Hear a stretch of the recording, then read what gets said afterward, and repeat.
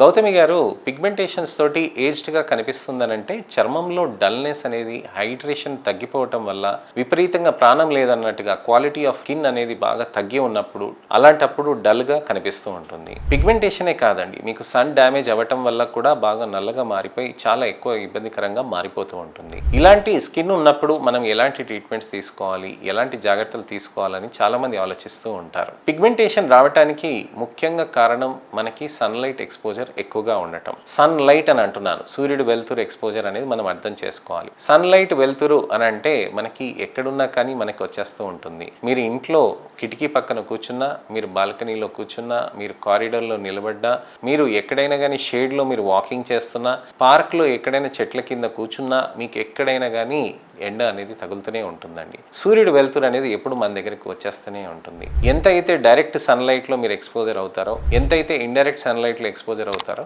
ఆ విధంగా మనకి ట్యానింగ్ అనేది, పిగ్మెంటేషన్ అనేది వచ్చేస్తూ ఉంటుంది.